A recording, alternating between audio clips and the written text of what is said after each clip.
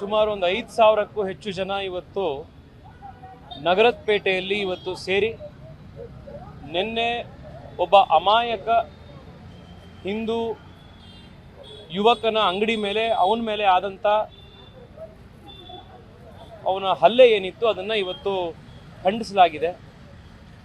ನ್ಯಾಯದ ಬೇಡಿಕೆ ಇಟ್ಟು ಪೊಲೀಸರಿಗೆ ಆದಷ್ಟು ಬೇಗ ನ್ಯಾಯ ಒದಗಿಸಬೇಕು ಅನ್ನುವಂಥ ಧ್ವನಿಯನ್ನು ಕೂಡ ಇವತ್ತಿತ್ತಾಗಿದೆ. ಪೊಲೀಸರು ನಿನ್ನೆ ಸರ್ಕಾರದ ಒತ್ತಡಕ್ಕೆ ಒಳಗಾಗಿ ಸರಿಯಾದಂಥ FIR ಕೂಡ ರಿಜಿಸ್ಟರ್ ಮಾಡಿರಲಿಲ್ಲ. ನಿನ್ನೆ ಸಂಜೆ ಮುಖೇಶ್ ಮತ್ತೆ ಸ್ಟೇಷನ್ಗೆ ಹೋಗಿ ಫರ್ದರ್ ಸ್ಟೇಟ್ಮೆಂಟ್ ಕೊಟ್ಟ ನಂತರನೇ FIRನ ಗಟ್ಟಿ ಮಾಡಿರುವಂಥದ್ದು, FIRನಲ್ಲಿ ಸತ್ಯಾಂಶಗಳನ್ನು ತಿಳಿಸಿರುವಂಥದ್ದು. ನಿನ್ನೆ ನಾವು ಪೊಲೀಸರಿಗೆ ಗಡುವು ಕೊಟ್ಟಿತ್ತು, ಇವತ್ತೊಳಗೆ ಎಲ್ಲರೂ ಅರೆಸ್ಟ್ ಆಗಬೇಕು ಅಂತ. 6 ಜನರಲ್ಲಿ 5 ಜನನೇ ಈಗ ಪೊಲೀಸ್ನವ್ರು ಅರೆಸ್ಟ್ ಮಾಡಿದ್ದಾರೆ, ಇನ್ನೊಬ್ಬನ ನಾವು ಅರೆಸ್ಟ್ ಮಾಡ್ತೀವಿ ಇವತ್ತು ಸಂಜೆ ಒಳಗಡೆ ಅನ್ನುವಂಥ ಭರವಸೆಯನ್ನು ಕೊಟ್ಟಿದ್ದಾರೆ. ಈ ವಿಶ್ವಾಸದ ಮೇಲೆ ಇವತ್ತು ಪ್ರತಿಭಟನೆಗೆ, ಇವತ್ತಿನ ಒಂದು ಸಾತ್ವಿಕ ಧ್ವನಿ ಎತ್ತುವಂಥ ಒಂದು ಕಾರ್ಯಕ್ರಮಕ್ಕೆ ಇವತ್ತು ವಿರಾಮ ಹಾಕಲಾಗಿದೆ.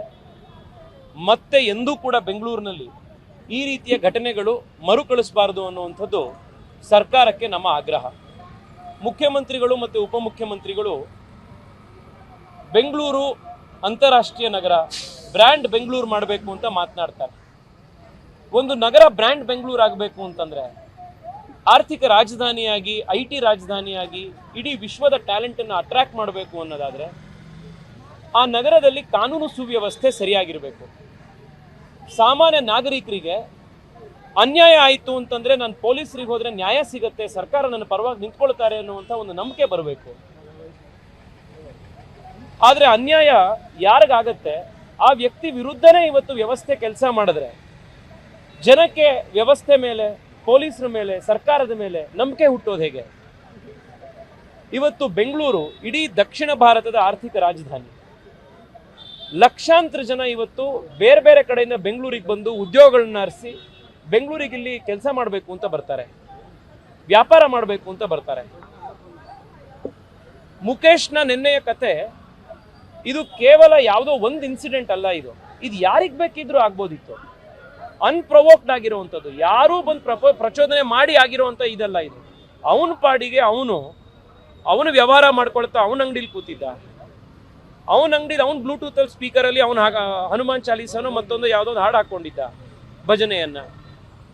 ಅವನ ಅಂಗಡಿಲಿ ಹಾಕೊಂಡಿರೋದನ್ನ ಬಂದು ಪ್ರತಿಭಟಿಸಿ ಅವನನ್ನು ಹೊರಗಡೆ ಕರೆದು 15 ನಿಮಿಷ ಭಯಂಕರವಾಗಿ ಹಲ್ಲೆ ಮಾಡುವಂಥದ್ದು, ಇದು ಯಾವುದನ್ನು ತೋರಿಸುತ್ತೆ?